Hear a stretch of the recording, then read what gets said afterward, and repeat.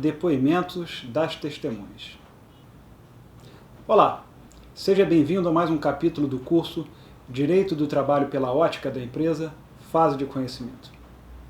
Na semana passada, nós falamos sobre o depoimento pessoal das partes. Nesse segmento, continuaremos falando sobre o desenvolvimento da audiência e vamos falar, primeiramente, do depoimento das testemunhas. O primeiro ponto é saber se a prova testemunhal será necessária. Por exemplo, se o reclamante já declarou que os controles de ponto que a empresa juntou são idôneos, não há por que ouvir testemunhas com relação ao horário. Mas, por outro lado, pode permanecer controvérsia com relação ao intervalo para repouso e alimentação e talvez as testemunhas possam ser úteis para esclarecer esse ponto. Se o juízo entender que naquele determinado processo não será relevante a prova testemunhal, pode indeferi-lo. Se a parte interessada não concordar com esse indeferimento, ela pode pedir que seja registrado seu protesto e assim ressalva a possibilidade de recorrer futuramente alegando cerceio de defesa. Não é qualquer pessoa que pode testemunhar em juízo. Em primeiro lugar, é preciso avaliar: essa testemunha tem algo a acrescentar? Ela presenciou os fatos? Ela estava ali no momento em que aquelas situações se desenvolveram? Trabalhou lado a lado com o reclamante? Ao contrário do preposto, a testemunha tem que ter conhecimento em primeira mão do que se discute no processo. Mas mesmo que essa pessoa tenha esse conhecimento dos fatos em primeira mão, tenha testemunhado o desenvolvimento dos eventos, pode ser que ela não seja aceita como testemunha. O artigo 447 do CPC determina que não podem depor em juízo os incapazes, impedidos ou suspeitos. Podem depor como testemunhas todas as pessoas, exceto as incapazes, impedidas ou suspeitas. São incapazes: o interdito por enfermidade ou deficiência mental, o que é cometido por enfermidade ou retardamento mental, ao tempo em que ocorreram os fatos, não podia discerni-los ou, ao tempo em que deve depor, não está habilitado a transmitir as percepções. O que tiver menos de 16 anos. O cego e o surdo, quando a ciência do fato depender dos sentidos que lhes faltam. São impedidos: o cônjuge, o companheiro, o ascendente e o descendente em qualquer grau e o colateral até o terceiro grau, de alguma das partes, por consanguinidade ou afinidade, salvo se o exigir o interesse público, ou tratando-se de caso relativo ao estado da pessoa, não se puder obter de outro modo a prova que o juiz repute necessária ao julgamento do mérito. O que é parte na causa.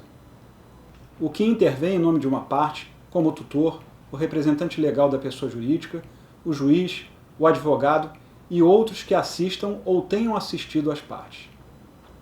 São suspeitos: o inimigo da parte ou o seu amigo íntimo. O que tiver interesse no litígio. Sendo necessário, pode o juiz admitir o depoimento das testemunhas menores, impedidas ou suspeitas. Ao ser chamada a depor, a testemunha deve ser qualificada pelo juízo, devendo informar se tem relação de parentesco com a parte ou interesse no objeto do processo. E logo após, a parte contrária àquela que indicou a testemunha tem a oportunidade de contraditar essa testemunha, arguindo a sua incapacidade, impedimento ou suspeição. E essas alegações poderão ser objeto de prova documental ou testemunhal, caso negadas pela testemunha contraditada. Vamos imaginar, por exemplo, que uma das testemunhas do reclamante negue ao ser indagada pelo juízo que é amiga do mesmo. Mas a reclamada, previamente, coletou material nas redes sociais que comprova que eles viajavam juntos, que tinham uma vida social ativa comum. Esse, por exemplo, poderia ser um elemento de prova para ser contradita. Se a contradita for acolhida pelo juízo, a testemunha deve ser dispensada. Mas, no entanto, ela pode ser ouvida pelo juízo como informante. E nessa situação, o depoimento tem o seu valor relativizado.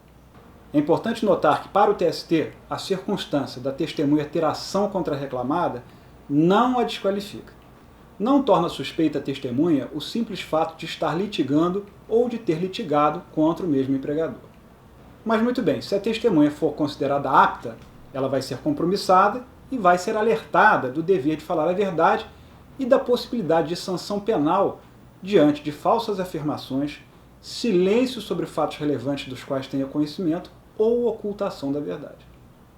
A testemunha, como regra, se senta fora da mesa de audiências, idealmente em um local onde tanto o patrono da reclamada como do reclamante possam vê-la.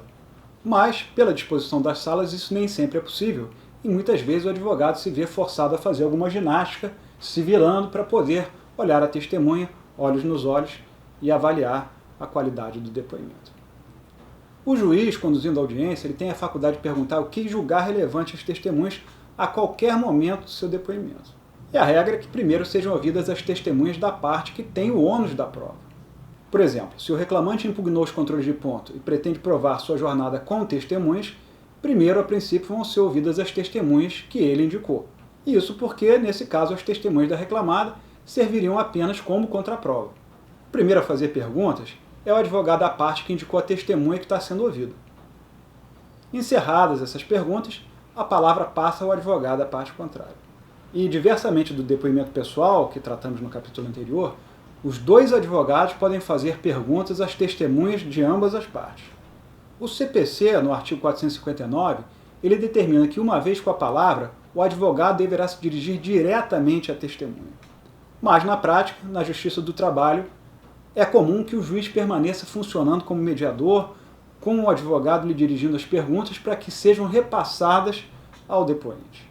Nós já vimos que o juiz pode indeferir a oitiva de determinada testemunha.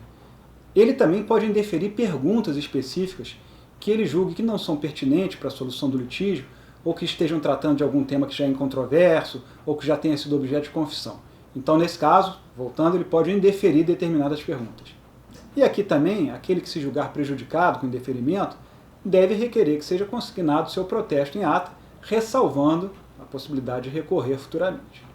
As testemunhas precisam permanecer isoladas para que não escutem o depoimento das partes ou das outras testemunhas, isso para impedi-las de adaptar suas declarações àquilo que estão ouvindo. A testemunha que ainda vai depor, portanto, ela não pode permanecer na sala de audiências enquanto as partes e outras testemunhas estejam depondo. Na prática, a testemunha que ainda vai depor aguarda fora da sala de audiências, ou então o juiz pode acautelá-la, por exemplo, na secretaria. Então, se você tiver com testemunhas aguardando audiências na sala de audiências, tem que orientá-las para, assim que seja feito o pregão da sua audiência, para que elas se retirem da sala de audiências imediatamente. Essa questão do isolamento das testemunhas, inclusive, tem dado margem a muita controvérsia nessas audiências telepresenciais, já que não existe um meio efetivo do juiz fiscalizar se a testemunha está sendo instruída por alguém que esteja fora do campo de visão ali do juiz na tela do computador. Surgindo contradições entre os depoimentos das testemunhas, o juiz pode determinar que elas sejam acareadas, ou seja, colocadas frente a frente, permanecendo a controvérsia e entendendo o juízo que existe evidência de falso testemunho, pode determinar a expedição de ofício à Polícia Federal para abertura de inquérito criminal para apuração de crime de falso testemunho. E as testemunhas que residem fora da jurisdição do juízo podem ser ouvidas por carta precatória. De forma muito simplificada, o juiz da vara solicita que a testemunha seja ouvida pelo juiz que seja competente lá na localidade onde essa testemunha reside. Encerramento da instrução processual. Encerrada a instrução processual, tendo sido ouvidas as partes e testemunhas, ou tendo sido dispensados seus depoimentos, as partes podem requerer a apresentação de razões finais orais. Se o juiz entender que é válido para a solução do litígio, ele pode facultar às partes a apresentação das razões finais por via de memoriais, ou seja, razões finais escritas.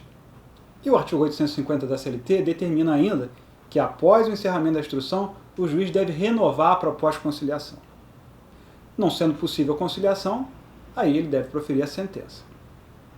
Tudo que se passa na audiência deve ser reduzido a termo, ainda que de forma resumida. E esse termo é a ata de audiência, que deve ser anexada ao processo no prazo máximo de 48 horas. Se o advogado verificar que existe alguma incorreção na ata, ele deve imediatamente impugná-la, requerendo que seja sanado o defeito ou o vício. E com o encerramento da instrução processual, também se encerra a missão do preposto como representante da empresa. Daqui para frente não há mais ocasiões que necessitem da presença dele para praticar atos processuais, exceto para o eventual cumprimento de acordos ou diligências na Secretaria da Vara, como, por exemplo, a assinatura de CTPS, pagamentos. Na próxima semana vamos concluir o curso falando sobre audiência telepresencial e outros temas. Eu agradeço pela sua audiência e até lá.